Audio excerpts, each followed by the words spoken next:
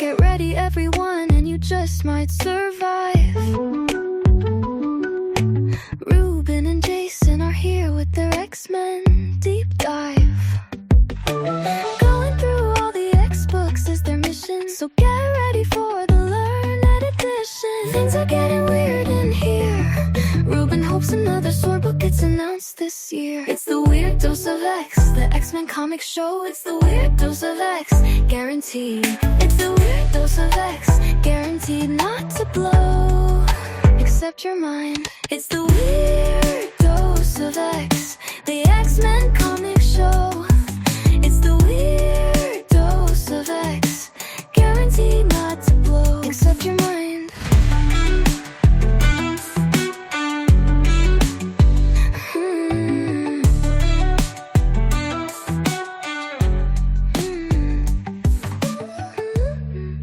Welcome, all you weirdos, chained apprentices, kidnapped Scottish grandmothers, and everyone who enjoys a slower week now and then. It is time to receive your 160th Weird Dose of X, the mutant member of your Weird Science podcast family. I am your podcaster supreme host, Jason, which of course means that I am slathered head to toe with sour cream and diced tomatoes, broadcasting as always from the Wrong Turn studio, perched high atop stately Weird Science Tower. And speaking to us today from inside the sun, sure hope that bubble of yours doesn't run into any demon trouble, it's my pal Ruben. Hey Ruben, how the heck are you? Hey, good. I'm a little peeved now that you reminded me of that issue we're going to talk about, but it's okay. Well, I mean, this is a fifth week, right? Everyone knows that the DC show is pretty low gym, members only. You gotta join, pay the fee, and join the club if you want to hear that. But we're remaining open to the public here, and we expected to have a pretty big book to talk about this week, right?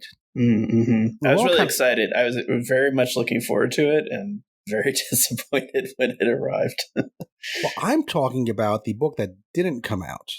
Oh, because yes. I thought you were being sarcastic there for a second, because what was expected this week, what the Marvel website itself told me was coming this week, is the finale to the Kamala Khan giant-size saga. So that was expected. That's what I promised all you fine listeners last week we would be talking about. Sorry for my mistake. Again, Marvel website still says that it came out last week, but more reputable places like Amazon say it'll be coming out 2 weeks later on August 13th. So we don't have that to talk about. So what does it leave us with?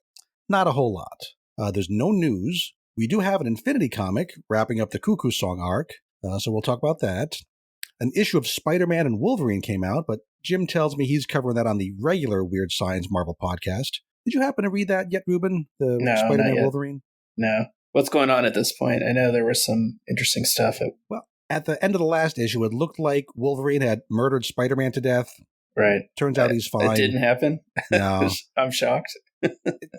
There's not really much. Again, it's an art showcase for Carrie Andrews. Yeah. This week they end up on Dinosaur Island, so you get to see Spider-Man and Logan fighting dinosaurs. Mm-hmm. Looks really cool, but it just kind of stuff just happens. So buy it if you want to see the art. Don't buy it for any kind of substance, content, or continuity-wise. So we're not going to talk much about that. That was our full chat on Spider-Man and Wolverine. Ruben and I, we consulted, and we did find something to talk about. It's not technically an X book, which means Jim's going to give us some crap about it again. Power fantasy my ass. No, Jim, it's not the Power Fantasy this time. Next issue of that also doesn't come out until August 13th. What we're going to talk about is the Gods tie-in to the One World Under Doom event, and also a little bit of chat about that event in general. I mean, it's kind of a Hickman sort of a thing, which Hickman stuff is also kind of in our bailiwick. So, Ruben, we're gonna talk about that a little bit. That sound like fun? Yeah, sounds like a plan. I know Jim and company haven't really enjoyed this event so much. And Ruben, maybe you and I have a slightly different opinion. That happens sometimes. But first, we will go on to the Infinity comic, which is Astonishing X-Men Infinity comic number 31, The Cuckoo Song, Part 6, wrapping up this arc. And Ruben, I still don't know what the Cuckoo Song has to do with any of this. Do cuckoos live on Scottish islands? Yes. If I think like the defining feature as a nerdy bird person of what makes a cuckoo, specifically a European cuckoo, special, it's called a brood parasite. It doesn't build its own nest.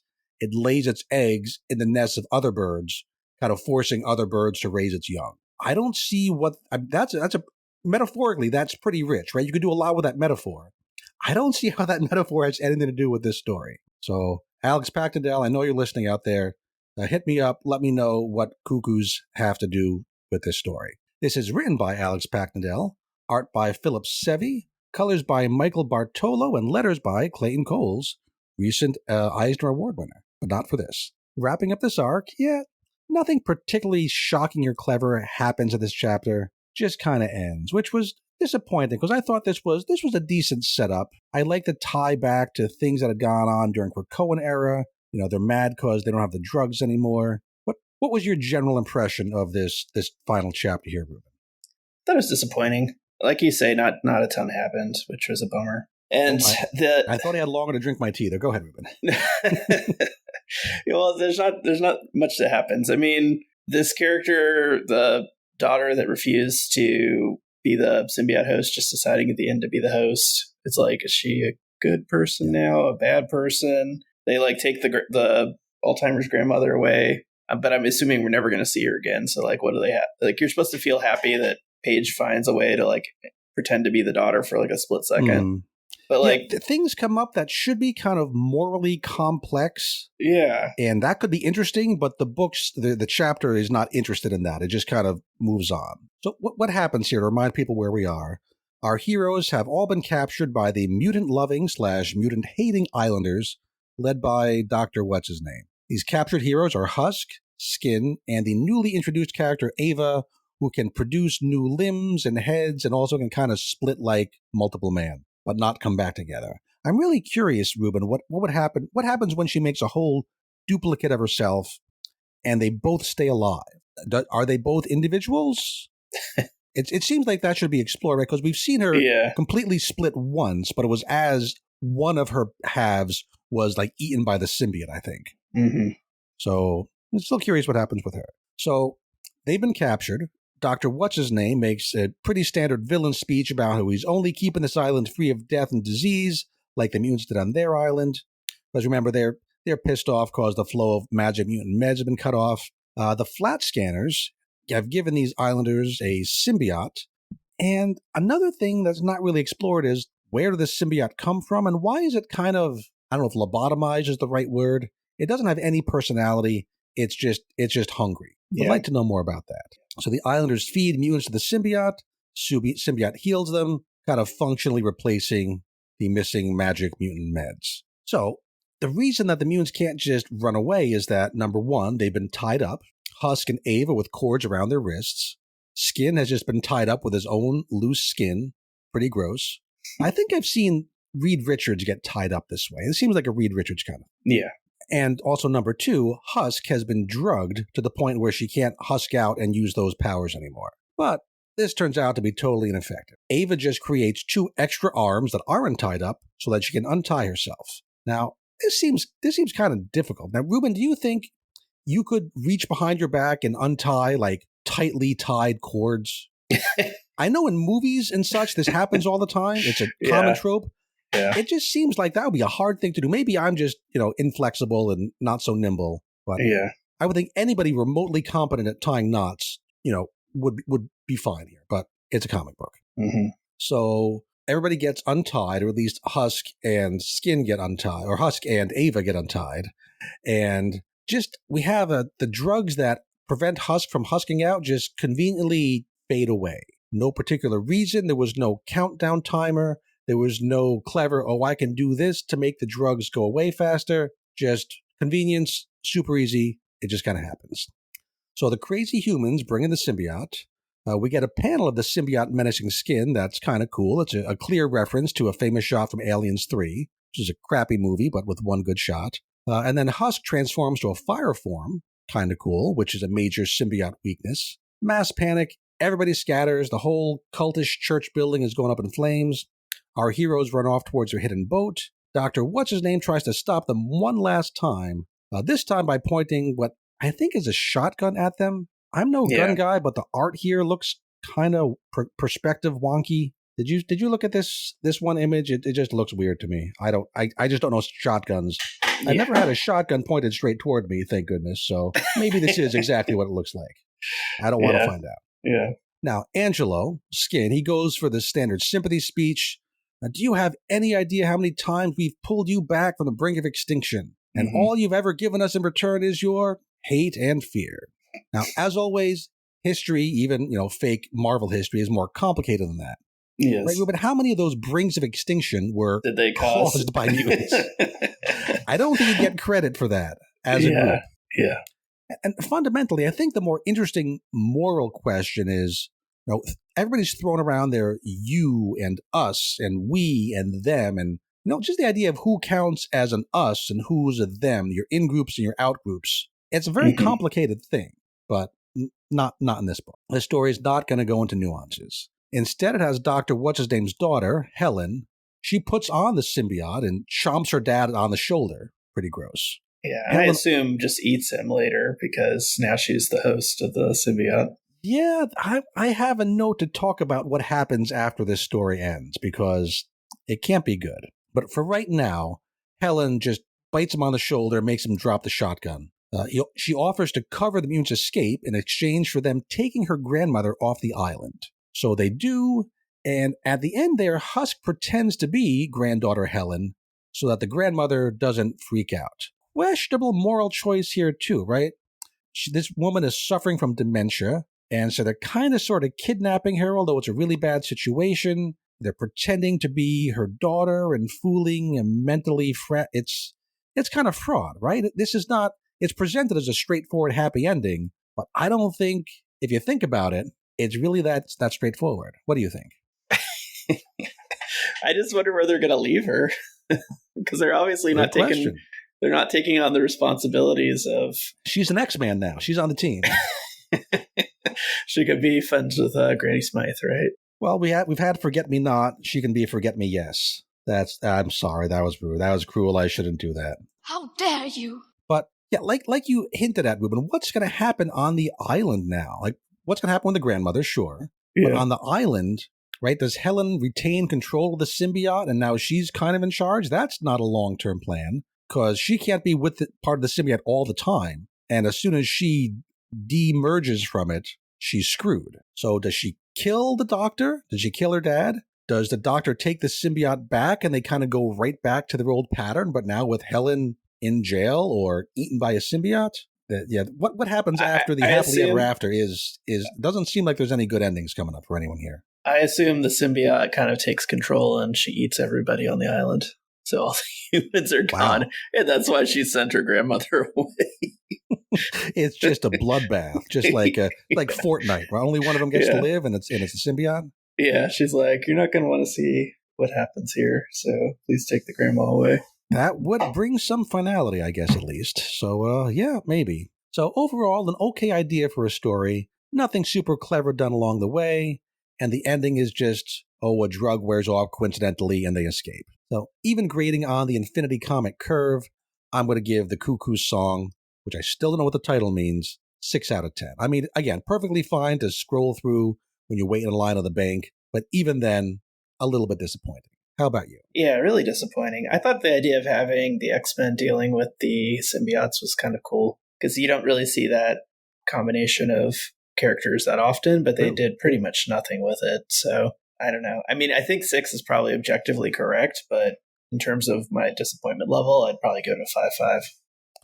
Fair enough. I was thinking about going lower, but yeah, I think, again, for what it is, if we were buying this for a couple bucks, like $3, $4, $5 an issue, we don't like to talk about prices too much. I guess that's true. It's worth the price. Comic. It's just a thing to scroll through, and it could be better.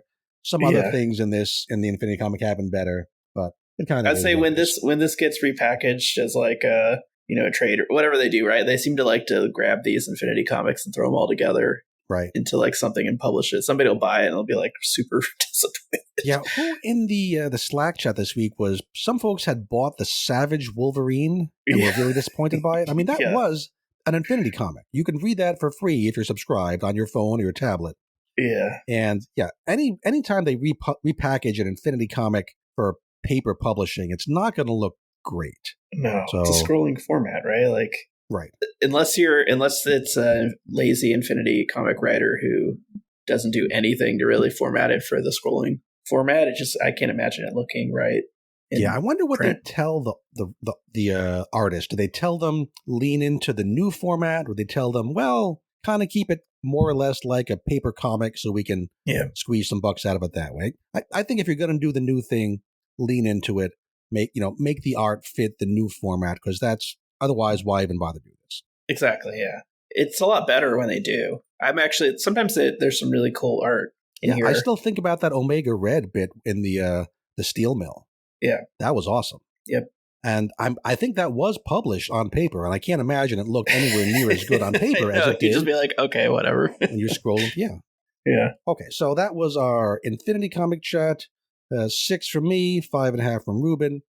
It looks like the next arc is going to have us visit Black Tom Cassidy in prison. Kind of go back to that story. That'd be cool. We enjoyed the Black Tom and Juggernaut kind of things going on. So let's see how he's doing. I hope that is a little more exciting than what we just left off. I hope so too, because there hasn't been anything that really felt like it was moving any of these characters forward or the story in general. And I'm getting to the point where I'm like, why are we doing this? Like, I kind of liked it before when it was like the additional Krakoa stuff, and you could have even those stupid little like otherworld stories. Right. It just felt like, there were some side stories that we could tell that just we didn't have time to print or room to print, but they still felt like they were taking place in the same world. And it felt like it was meaning something. And these really just kind of like, I don't know what the point of these is.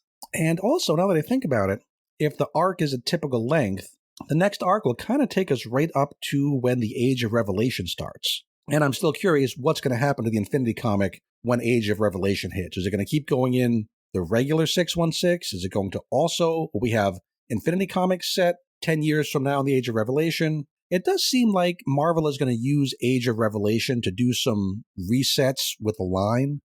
If you listen to Rob Liefeld's podcast, I do that sometimes, he says he has all these sources within the current group of X-Men writers and artists who say that, they're going to make lots of changes here. It's not going well. I have no idea how good those sources are, but it does seem like things like, not Phoenix, but Laura Kinney Wolverine and Magic and Psylocke are all ending kind of right before. So we'll see what comes out of the end of Age of Revelation, but we don't even know how long Age of Revelation is going to be. So a lot of time to worry about that. Okay, moving on to, we're going to talk about One World Under Doom. We're going to get to the Gods book specifically in a minute or two, but I did get caught up on the main event this week. I didn't read any of the other tie-ins, just the One World Under Doom event book itself. And yeah, it was pretty good. Kind of surprisingly complex. I mean, in a political kind of sense. Yeah, right? Matt and Jim can't stand it, which is really funny. But there's an audience for this. And I guess you and I are the audience because I've quietly been enjoying it as I've read it. Mm-hmm. It's not earth-shattering, right? But I'm a big fan of these sort of like, well, hey, maybe this character's not so bad after all. Because like you say, it's political, but it's not like current day politics. It's just sort of. And there are bits for people on any real world political side to kind of be annoyed by or kind of take as, skewering their own assumptions a little bit. Mm-hmm. Because he's saying that, at least in these first, 5 issues of the main book have dropped, I think? Yeah. And Doom's rule is still looking not that bad for Earth, right? I mean, he's making some mistakes.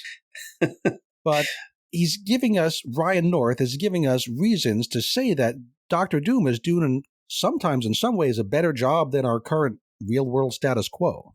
Yeah. And I was expecting that to last for maybe 1 issue before we got the big reveal, and actually he was up to no good the whole time. Yeah. But he's continued for 5 issues maintaining this Dr. Doom doing kind of a good job thing. Yeah, which I like. Now, Ruben, are you overall, would you call yourself a Ryan North fan? Have you read his other stuff? No. So he got started doing web comics. He has something called Dinosaur Comics.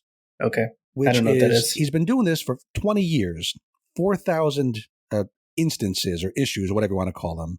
And the shtick is the art is exactly the same every time. It's the same clip art of dinosaurs kind of maybe talking to each other and kind of stomping on some human buildings. Okay. But he changes the dialogue every time. 4,000 times. So kind of an interesting shtick, right? He likes playing with the form. That's all right. The other thing he mostly did before Fantastic Four was Squirrel Girl, which I know Squirrel Girl got a lot of hate from the wider comic book audience, but my kid loved it. So I am a little biased there.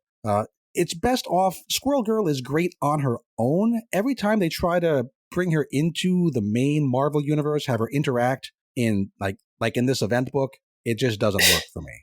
Right? It just she's her own silly comedic comic character. Having her talk in a serious event book with Doctor Strange and Spider-Man, I don't think works. Yeah. But for what it was, it kind of petered out towards the end. It went for 58 total issues. But the first few trades were legitimately really good kids' Marvel comics. And Marvel certainly needs some more books that appeal to people, well, younger than you and me, Ruben. Yeah, fair enough. I'm not the I don't know how many more years I've got to pay them, but they definitely got to keep the young blood in as well. Yeah, I know you have kids. Maybe your kids would like the Squirrel Girl stuff. If I was going to recommend to somebody, what comics can I buy for my kids or read with my kids, Squirrel Girl would be towards the top of my list. It can't be worse than the My Little Pony stuff that I have been reading. So, yeesh. Yeah, right. For your kids, you buy that, Ruben. Right. Sure. Oh, yes. Yes. Absolutely. Just for you suffer through it. And then, so Ryan North's been doing the Fantastic Four for like 3 years now, which some people like, some people don't. It's been very episodic, mostly one-shot, two-shot kind of stories. And then he started this One World Under Doom in February. So short version of the event is that Doom used the events of Blood Hunt to steal the mantle of Sorcerer Supreme away from Doctor Strange. A few months later, suddenly he's in charge of the whole world, right? He says every political leader on Earth has kind of simultaneously decided just to kind of tell Doom he's in charge of everything, which, U.S. Constitution, how does that work? It's a comic book, don't worry. And then, even more surprisingly, he's doing a good job, at least on the surface. To make one side happy, he says, well, I'm going to fund education and health for everybody. I'm going to ban war between any portions of my empire, right? My empire should not be fighting internally. He enacts unrestricted freedom of movement. If you want to move to another country, go right ahead. And we get peace and prosperity kind of everywhere, right? GDP is up, happiness is up. It looks pretty good. It looks very good, yeah. I think I might be on Team Doom here. And so just about the only people upset with this positive development are our heroes, right? For some reason, Ruben, they just don't seem to buy that a guy named Victor Von Doom with a history of Victor Von Doom is going to be a good guy. The reason I really like this is because it's perfectly fine for them to take that position, right? And I think about it sometimes. I'm like, yeah, he has done a lot of stuff, right? Where like maybe I shouldn't be so willing to just enjoy the benefits that he is providing, but I can see both sides, right? It's a nice line that he's walking. And as a character, he's certainly become more complex over the decades, right? When he was just a Stan Lee, Jack Kirby villain, he was your pretty much basic, I'm going to just take over the world kind of villain. But there was a Bendis run where he was kind of trying to be, was one we were going by the name Iron Man. I forget what the title of that book was. You know what I'm talking about? Interesting. No, I don't. It was like Superior Iron Man, maybe something like that, or Superior Doom. Yeah. It was where, playing the gray, he's trying to do right, but still being Victor Von Doom. So he's definitely been a more complex character in the last 20, 30 years. Mm-hmm. So the heroes try multiple ways to bring Doom down, right? Just try to reveal him to be a fraud, try to humiliate him, try to just punch him into the face until he gives up. Nothing works. After every attempt, Doom's popularity just goes up. He looks bigger and smarter, and they look smaller and stupider every time. And so North is doing some interesting philosophical stuff here, asking readers to think about, well, what makes for a good government? Is it just all about outcomes? And if, I'm not going to do the train running on time metaphor, because that's kind of got other stuff attached to it, but without freedom, without democracy, if the person in charge is doing things that allow prosperity and happiness, who's to say it's so bad? And there's some split among the heroes now, because at this point, really the one who kind of breaks away is Thor. Yeah. which is makes perfect sense once you think about it, because Thor is the all-father of Asgard. Yeah, he's used to kings and... Yeah, he can't exactly be philosophically opposed to absolute monarchy, because he is one. So seeing him make that point in the book, really smart. Yeah. Very, very, very fun. So I'm enjoying that a lot. So Doom does make some mistakes. Doom is not perfect. Well, he is if you ask him. He just has different priorities, mate. Mm-hmm. Like, he doesn't seem at all interested in upholding the traditional responsibilities of the Sorcerer Supreme. First time we saw that was in the 8 Deaths of Spider-Man arc of Amazing Spider-Man. Comes up again in the main One World Under Doom book. Doom neglects to keep up wards against Dormammu. Doom and the heroes end up defeating Dormammu together, and this once again just makes Doom look like the big man who's uniting everyone, and like the heroes are working for him. Everything that happens makes Doom just look better in the eyes of the public, which is fun. Yeah.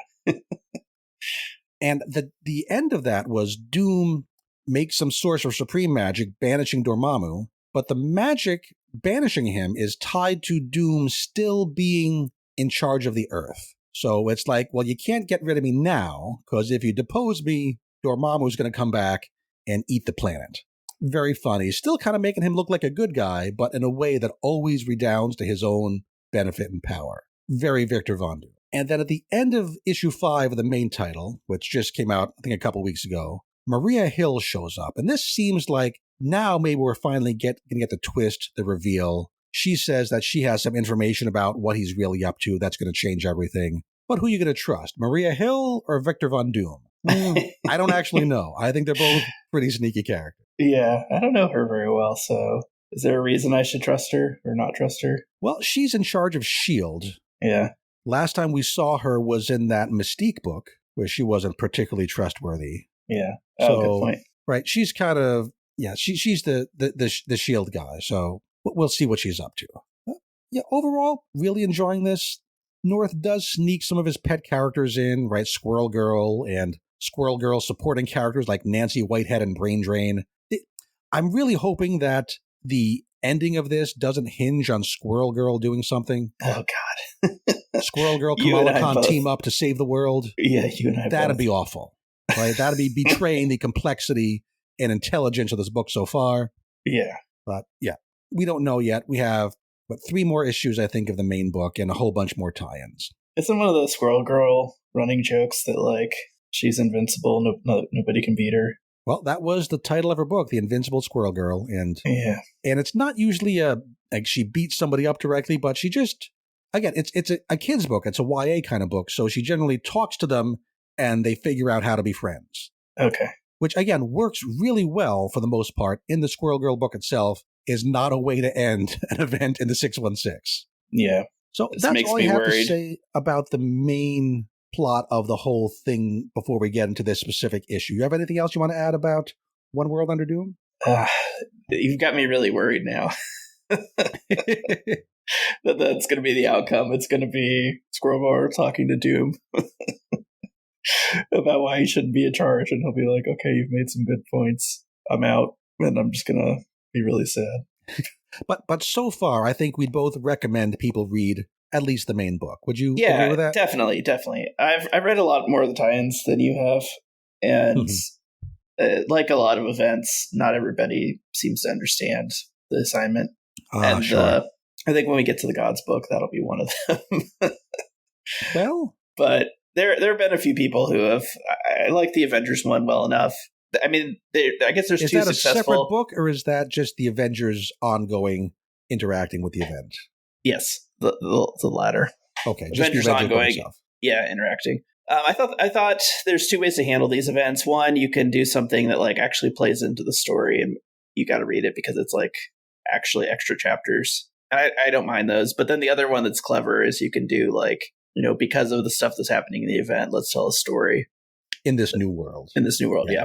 And I thought the Avengers one worked pretty well because in that they deal with some things that were kind of laid in the first few issues of the Avengers, and then happen to have like characters who are kind of annoyed at Doom, another villain team, just trying to like make their move inspired by Doom. And I was like, that's a pretty good way to deal with it. And I've heard good things about the Red Hulk story, but I haven't picked that one up. I guess I'll look for that on the Unlimited. Yeah, I haven't checked that one out yet either. Maybe I haven't followed the Red Hulk story. I don't even know, is Red Hulk still General what's his name? I think so, but yeah, I don't know for sure. I don't know that story at all. I kind of vaguely know that he made himself into a Hulk, but I'll have to get all caught up on just what his whole deal is before I read that. Yeah. And the Iron Man one I really like because it kind of spins off of the main story of the Avengers not trusting Doom. Sure. And Iron Man seems to be the strongest believer in being unwilling to just accept that Doom is in charge and that he's going to feel things out. So he's like starting to push some like ethical boundaries of his own. Yeah, I guess in the main book, in the event book, is pretty much him and Captain Marvel who are the strongest. We just got to take Doom down because he's Doom. Yeah. But in general, I like the Iron Man story a lot more than our main Marvel counterparts. And it continues with that like very corporate and political leaning story. But they seem to have like a kind of he basically goes back into becoming an arms dealer, which like really upsets people. But it's a secret plot to like arm this like rebel faction of Latvians who are not happy that Doom is kind of in charge again. That sounds potentially interesting. Maybe I will check that out. Yeah. All right. I think we should get to our actual issue now. We get to get into this Gods tie-in? Yep. Okay, let's or no. We will, but we'll get there. This is Gods, One World Under Doom, number 1. Some places it puts the One World Under Doom, Gods. You know what it is. It's the tie-in book. It's written by Ryan North, who is the main writer of the whole event, so he should know what's going on. Art by Francesco Mortarino, colors by Raul Angulo, and letters by Travis Lanham. So, Ruben, after all the nice things I just said about the One World Under Doom event, this tie-in issue isn't so great. Oh, it's worse than that. It upsets me. It's like character assassination for like characters I really, really liked. Mm-hmm. And even makes Doom kind of look stupid.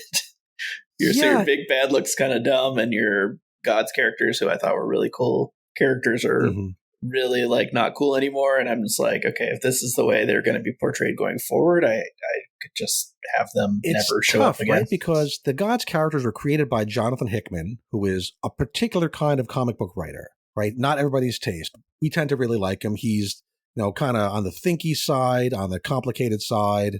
And he trusted readers, especially in Gods, he trusted readers to kind of figure things out. Didn't hand expository dialogue to them on a platter. You had to read things a couple times and figure out what was going on, which I really like, not everybody likes. And if these characters are going to survive in the Marvel Universe, they're going to have to be written by somebody other than just Jonathan Hickman, because he might pick these characters up again someday, but a character can't be owned by one writer these days and survive. Yeah. So, yeah, the expository dialogue that North crams into these characters' mouths, just completely unnatural. Their relationships don't seem right. No. Wynn, the avatar of the powers that be, who's lived for 1,000 years, seen a million things, should not sound like Squirrel Girl. I love both characters. They shouldn't sound the same. And sometimes he sounds like Squirrel Girl, which is bad. Ryan North seems to miss the whole idea that he is wise beyond his years. The element that I really liked about Wynn was that he was the guy that could kind of treat people like Doctor Strange as just kind of beneath him, or like, you're really good, but I've got 1,000 more years experience on you. Perspective, right? Yeah, and I kind of expected him to have the same attitude towards Doom. I don't see why he wouldn't, right? Like, this can't be the first time he's seen Sorcerer Supreme. Yeah, exactly.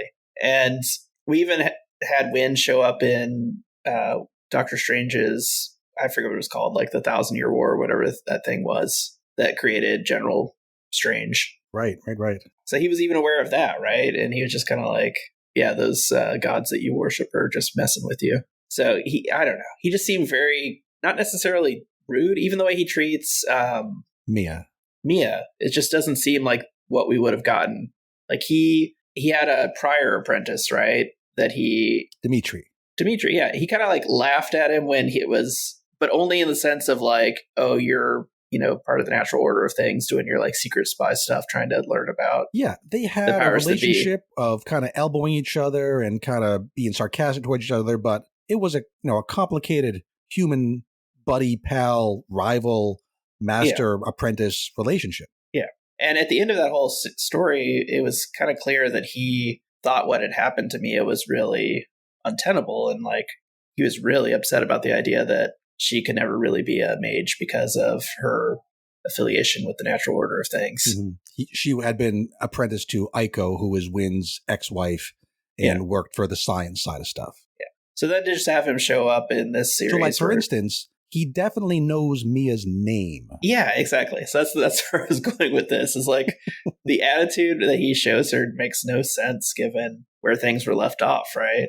Mm-hmm. And I could see this idea of like, oh, he doesn't teach me these things, because I could see him like withholding information, but not because he's like acting like he's too good for her, right? For sure. Just like he sees things from a different perspective on a 1,000-year timeline rather than a typical human timeline. So some stuff seems to have happened off panel since we've last seen these characters, because now Mia, we're told, is Wynn's new apprentice. And that didn't happen in the Gods book. That happened sometime off panel between issues, and it's unusual because, as far as we knew, Wynn on the magic side would have a science-type person as his apprentice. And I guess she is a science student in college, so maybe that counts, but she's not connected with the natural order of things. So exactly how it works, having her be her apprentice, doesn't really work, at least not with that explanation. We start off by having Wynn come to Mia and drop just a crap ton of expositional dialogue, tell her to come along, help save the world again. Only the two of us can save it again. And yeah, a big deal is being made of Wynn never calling Mia by her name, just calling her apprentice. Even the idea of her just being really into balancing school and, being this magic apprentice, it doesn't make sense, because part of the story was like, hey, do you want to learn like the real secrets behind the world, right? Not what they're going to teach you in school. And she went off and she went to like that library, that, mystical library. Yeah. How do you go back to Physics 201 at Columbia University when you've seen the natural order of things functioning? Yeah. So I was just like, really? Like, we don't need a character that just happens to be in undergrad who's like struggling to balance. She's moved on from this. Yeah. It's regressing the character. You would have thought, yeah. But I don't know. She does have a Jeff the Landshark poster on her wall. You noticed that? So we got that Easter egg. Okay. Anyway, the two of them head off to save the world, and surprise, they'll be working with Earth's Sorcerer Supreme, Victor Von Doom. And surprise number 2, Doom has been neglecting yet another of his Sorcerer Supreme responsibilities. Starting to get old. This is the third time we've seen this. Either this is leading up to, this is how he's going to be defeated, or it's just we're overusing this concept. It happened in Spider-Man, it happened in the main event book, and now it's happening here in this tie-in. This responsibility has to do with maintaining sigils, if I'm saying that word correctly, magical symbols inside the sun, keeping some demons contained there. Now, Doom takes a liking to Mia right away. It sees a lot of potential in her, and I think this is the best part of the book, Doom's relationship with Mia, because Doom respecting someone doesn't happen so often, right? It's him and his goddaughter, Valeria, and not too many other times, right? Yeah. So what did you think of the way he was treating Mia? It's definitely an interesting element, but I don't see why it happened. And so it kind of just pisses me off. Mm-hmm. It just felt like arbitrary. Because like you said, it seems like you have to earn his trust or his commitment. I don't think he'd just be like, oh, you know some spells. Great. And she has magical potential, but lots of people do. I mean, in some, in the sense of people who are around Dr. Doom do, right? Maybe she's 1 in a million, but that's still, a few thousand people at that level on Earth or something. And the reason it happens is because Ryan North wants to tell a story about Mia coming to be confident in her own power, right? And kind of rebelling against how Wynn's treating her. And that's why it's happening from a story perspective, which is a little bit iffy, but the relationship itself is kind of interesting. Because again, I think one of the most interesting things about Doom is his relationship with Valeria. So if this can kind of reflect that a little bit, that's what gets my attention. But it's setting up this contrast between Doom treating her with more respect than Wynn does, which again doesn't fit the relationship that we've seen before. If this was the first time these characters were ever seen on panel, that'd be a perfectly fine way to structure the story, but I don't think it fits with what we've seen from Wynn and Mia in the past, right? Wynn also already worked with Mia to get Dimitri back from those crazy witch-type people in the medical facility, if you remember that story. Yep. So they know each other. He knows what she can do. This seems forced. Yes, to say the least. But we do get our action scene. The trio teleports into the sun, protected by this bubble. They fight the demons. They repair the sigils.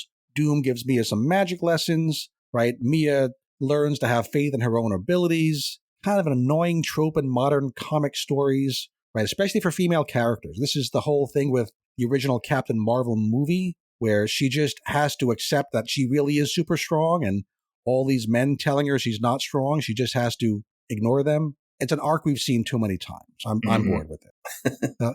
Having Dr. Doom tell Mia she should have more self-confidence, that's an okay kind of twist, but not enough to make me think the trope is better than it is. Yeah. So the trio defeat the demons, reseal the sigils, but the demons cast a final spell. And this confused me the first time I read it. I'm still not totally sure I'm getting it right, but I think that what this spell does is neutralizes all their existing magic, so the protective bubble starts to fall, and also prevents them from casting any new magical spells to, for instance, teleport back home to Earth. Is that what happens? Am I reading that correctly? Sure. Yeah, I mean, it's. I looked at it and I was like, I don't really get what's going on here. With all the exposition we got earlier, we could have used a little bit more here. Mm-hmm.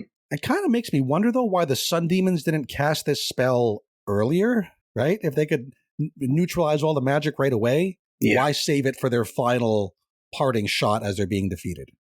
Kind of contrived. Assuming this reading is correct, Wynn now is kind of out of luck. Magic is all that he does. He's generally clever, but his power comes from magic. So if he can't do magic, he's kind of stuck. But Doom is not just a magic guy. He's also a science guy. So when the protection bubble fails, he has this new science gizmo that makes the three of them intangible. We get some kind of sciencey woo-woo talk about the strong nuclear force. It's fine. Doesn't really mean anything. And this is going to keep the three of them safe for 3 more minutes. And now Wynn just kind of regresses to a toddler stage and throws a hissy fit. Starts ranting at Doom. North really trying to make Wynn look foolish and petty here, don't you think? Yeah. Yes. I wouldn't. Yeah. A lot of words for this character, right? We did not see any of this in the original book. A particularly chatty guy in the main book. You'd think he'd be trying to come up with some way of escaping, right? He's a let's deal with this kind of a character. Now, Doom here, he zaps a green beam at Wynn, which made me doubt the whole they can't do any magic theory. But I guess that's a science beam and not a magic beam, like from Doom's armor.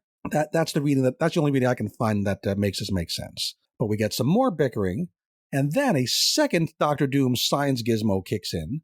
This one teleports Doom and Mia back to Earth, but not Wynn. Leaves him stuck inside there. Now, he's immortal because of the whole Avatar of the Powers That Be situation, but he's still going to suffer horrifically forever, being inside the sun and all. Yeah, and I didn't like this part either because he was like he always had like a backup plan, right? Like I would believe if it was like, oh, he does something and he being disappears. Doom or Wynn? Wynn. Okay. Like if he bounces out and screws over like them, I could see that way more than I could see what we get here. But the idea of Wynn just like getting one upped, it makes no sense to me. I mean, he can lose. I don't think you mean to be perfect, but his reaction to this was just hissy fit. I mean, he shows up and recruits Doom, right? Right. He's the one who tells Doom about this demon problem. Yeah, so the fact that he doesn't have like a backup plan makes no sense to me. You'd think so. And Mia does call out, why did you wait this long? Why didn't you tell Doom a week ago before we were on the verge of the demons taking over? It's just a good point by Mia. I'm glad she said that because otherwise I would have to. So back on Earth, Doom says, hey, Mia, you've been good today. You've earned a favor. And if you want me to bring Wynn back from the sun, just ask me and I'll do it. But she says no. And I do think, again, this relationship I'm kind of interested in. Mia's choice here, she says that while she doesn't want her jerk of a boss to burn for eternity inside the sun, she also, quote, doesn't want to be the kind of person who owes Doom a favor. Which, technically, she wouldn't owe him a favor, right? Because he says, I'm granting you a favor. But maybe that's not the way Doctor Doom favors work, right? Maybe it's a little bit of a trap. There are some strings attached. Totally buy that. Or in my mind, Mia just wants to save this favor for a rainy day, right? Never know when a Doom favor might come in handy. Don't expect that book will ever be written, but I can write it in my head, you know? Yeah, I'm still waiting for the story where Doom uses the stuff he got in Guardians of the Galaxy, where he had like Dormammu's powers into his. Yeah, Doom has had some crazy powers along the years. But in the timeline of this comic now, because we jump forward a couple weeks, which mean that, again, in the timeline of the comic, Wynn's protection, his intangibility faded, and he was suffering horrific burning without death for a couple weeks. But that's all off-panel. Also off-panel, Mia has been researching teleportation magic. She waits for the demon's anti-magic spell to wear off. I guess that's what takes a few weeks. And then she uses her newly learned teleportation magic that can, quote, grab someone from the recent past and plunk them back home in the present. So this spell reaches back in time, latches on to Wynn moments before the intangibility spell fails, teleports him back into his own his own home, but in Mia's own current day. Now, Ruben, if the spell reaches back in time, doesn't it then run into the whole demonic anti-magic spell situation? I didn't think of that. It's being cast in the present, but it's going back into... We're not supposed to think about that. It just works hand-wavy, fine. That's pretty funny. And now, Wynn's character shifts again, and he basically grovels to Mia. Yeah. Right? He even basically says now that he never bothered to learn Mia's name, which is untrue, or that he calls his apprentices just as apprentice because he kind of sees them as disposable. They always die. Now, he called her Mia several times in the God series. I went back and checked. So maybe the idea is now she's working as his apprentice. He's just not going to use her name anymore. But then Mia announces to him that she's not his apprentice anymore. They're equal partners now, which is horseshit, right? I mean, I know she's a strong woman who don't need no powers that be Avatar man. Yeah. But come on, he's been doing this job for over 1,000 years. Yes. She's a college student who's been seeing some crazy things for, a few months? Yeah. Yeah, So, not buying it. No, not buying it either. I'd be fine with Ryan North having her push for, a little more respect. You should treat me as a real apprentice now, right? I've shown I'm capable. I can do things that can be helpful. That'd be fine. But to have her say, no, I'm your equal, and yeah, we're just going to leave this whole apprentice thing behind, it makes her sound childish and makes him seem like a fool. And it's just, again, like you say, it's not treating these characters with, again, they're not real people, so saying they should be treated with respect, I have trouble saying, but it makes the characters less interesting, which is what you want a character to be. So from a Marvel point of view, from a reader point of view, it devalues the characters, which is a bummer. So yeah, little disappointment for me. I'm afraid that Ryan North's tone and just storytelling method just doesn't work with the Gods characters, which I'm wondering, can anybody else write these characters and have me think that they're as good as what Jonathan Hickman did? Is this partially a me problem, partially it's a real high bar? We'll have to wait and see if these characters survive, and I hope they do. What? I don't mind them surviving, but it's going to really bug me that if they come back as like, oh, you're the apprentice now. Or sorry, you're like the peer of the, you were the apprentice, but now you're the peer of Wynn. No, thank you. Can you think of any Marvel writers who you would like to see write these characters you think could do a job on the same kind of level we've been accustomed to? Oh, man, that's a good question. I mean, obviously, the standard boring answer I'm going to say is, well, Kieran Gillen, but he's probably not coming back. Yeah. Although he did say in a recent newsletter that he had been offered something at the Big Two with a character he wanted to write about.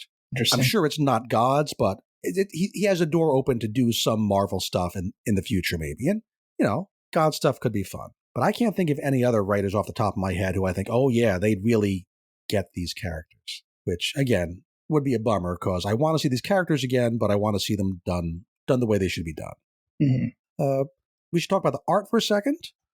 It's a tough act to follow because the original Gods book was drawn by Valerio Schiti, who's one of the very, very top comic artists working today. Mortorino's not quite at that level, but still really good, better than standard Marvel look to it, I'd say. The characters all look like themselves, the poses and the panelling is all very dynamic. The sun demons are kind of generic and forgettable. Yeah. Like right now, Ruben, if you're not looking at the Sun Demon page, can you call to mind what they looked like? Absolutely not. Right. They're just forgettable plot devices. They could have looked cooler, but Yeah. the rest looks nice. So, folks, this tie-in, you don't have to read this tie-in. You certainly don't need to read it to keep up with the event, right? It's not going to be referenced, I can't imagine, in the event itself. Buy it if you want to see where Win and Mia's story goes after Gods, if you like these characters and you miss these characters, and you're curious to see how somebody not named Jonathan Hickman might write these characters. So it's not objectively a bad book, but we love these characters so much, and they're kind of being done dirty a little bit. So I guess I'm going to give this, I think I've talked myself down, Ruben. I had a higher number, and now I think I'm going to have to say like 5.8 out of 10. How about you?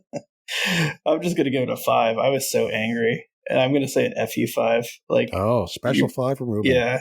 I don't have that button. You'll have to imagine it yourself. Something I really enjoyed, and they just made it terrible. And it's funny because the event book itself, Ryan North is being very smart about and having the characters generally be very intelligent and giving both sides good arguments. Where in this book, they seem much more like cardboard cutouts to make a preordained point that he wants to make. Yeah. So hoping that the main event itself kind of keeps going in a smart direction and Maria Hill doesn't just reveal it to all be a ruse all along, but there's 3 more issues of that and we'll see where it goes. Anything more to add about Gods and or One World Under Doom? Nope. Okay, so then let's wrap this thing up. We've somehow talked for almost an hour having no books to talk about. That's what happens. That's what we do. Next week, we do have some books, I certainly hope. That's pretty funny. According to the websites I look at, we'll be talking about Uncanny X-Men number 19, which will have Deadpool guest starring. Again, kind of feel like filling time before the Age of Revelation, but sometimes a filling time kind of issue can still be fun. We'll see what happens. We have Storm number 11, continuing the Thunder War, which we haven't been loving this book lately. Maybe it'll turn things around. On the cover, have you seen the cover of Storm 11, Ruben? Oh, Ruben's offline, so I'm going to keep going with the wrap-up here. On the cover of Storm number 11, we see Storm riding a hippopotamus. So that's a pretty good start. Putting a character riding a hippopotamus, I'm going to check that out. Then we go on to Helverine number 9, more Hell Hulk hijinks. And it does look like Helverine's going to be also ending in September at number 10. I haven't seen an official announcement, but there's no solicit for October, and the September solicit seems kind of like a finale. Curious to see what Akihiro's status quo will be left as. Is he still going to be the Hell Hulk? Is he still going to be dead? Have to see what happens. 2 more issues of that. And also next week, we'll feature Ultimate X-Men number 18, which I expect I'll be covering with Jim over on the regular Marvel podcast. Ruben, you seem to be back. Any of those books sound interesting to you? I'm looking forward to Helverine, but I agree with you. It's probably ending, which is unfortunate. What do you think he will... What is Akihiro going to be at the end of issue number 10? Will he still be Hell Hulk? That's a good question. Man. I'm going to guess not Hell Hulk, you mean Helverine. Helverine, sorry, Helverine. It'd be interesting if he was the Hell Hulk Helverine. Right. I'm going to guess he's going to ride off into the sunset on his Hell motorcycle, Yeah. I think that's probably right. I don't think they're going to give up on that character. Writer. Yeah. And Akihiro really hasn't had anything to do since they created him originally. So the other way to go would be to revert him to being alive, but that has not been set up at all. So it would really have to be totally pulled out of a hat for that to happen. Yeah. I think he'll survive. Next week. I don't have any recommended reading, but I do have some recommended viewing. I watch a lot of anime, as some folks might know, and the summer season's underway. So I'm going to recommend 2 series that I think will be accessible to the majority of listeners. So I have a pick that's on Netflix, which a lot of people have. This show is called Leviathan. It is an anime. It's made in Japan by, Japanese creators, but it's based on a novel written in English by an American author. It's a retelling of World War I, but the Central Powers side has all these mecha and these robots, and the British and Allied side have like biological weapons, like giant flying whale ships, that kind of thing. Interesting. It's pretty good. I think it dropped all 12 issues at once, so if you're the bingey type, you can binge all 12 episodes. One of the main characters is the son of a certain famous archduke who went to Sarajevo and never comes home, so that's kind of historically fun. It is pretty much a family-friendly show. You can watch this with your kids. There are some scary, violent scenes, but other than that, if they're okay with Marvel-type violence, Marvel movie-type violence, they should be good with this. My second recommended anime is even more accessible because it's on YouTube, totally free. It's a short anime with episodes about 3.5 or 4 minutes. New episode coming out every Thursday, and it's called, weird title, it's called Milky Subway, The Galactic Limited Express. It's a science fiction comedy. A variety of odd characters get sentenced to community service in space, cleaning a space subway. Wackiness ensues. Terrific dialogue. It's CGI, but really good-looking CGI. Terrific dialogue. The original is in Japanese, but it's dubbed really well into English. It's dubbed into like 11 different languages. I can't judge the quality of the others, but the English dub is top-notch. It's kind of like The Breakfast Club, but in space. Do you remember, have you watched that 80s movie, Ruben, Breakfast Club? Yeah, I love that. That's great. Good, just I don't think those it's, teenage interactions. Yeah, I don't think that's considered PC anymore, but I like it. No, certain things not so much, but still a good movie. Yeah. So lots of Easter eggs and inside jokes in this little anime, if you know your science fiction classics, some Philip K. Dick references, all kind of science fiction stuff. And again, they're 3-minute episodes, free. Check it out. Go to YouTube and just type in Galactic, Milky Subway, Galactic Limited Express. I'll put links to them out on the Slack. So, hey, if you're part of the Slack bunch and you're part of the Patreon, you can check them out there. That is all I have to say, Ruben, and we've gone past the 1 hour mark, at least before Jim edits us down. So, Ruben, what do you suggest our lovely listeners do before that next batch of yummy X-Men comics comes out? Oh man, that's what I was going to suggest you do. Read more X-Men comics. Get ready, everyone, and you just might survive. Ruben and Jason are here with their X-Men deep dive. Going through all the X-books is their mission, so get ready for the Learned Edition. Things are getting weird in here. Ruben hopes another sword book gets announced this year. It's the Weird Dose of X, the X-Men comic show. It's the Weird Dose of X, guaranteed. It's the Weird Dose of X, guaranteed not to blow, except your mind. It's the Weird Dose of X, the X-Men comic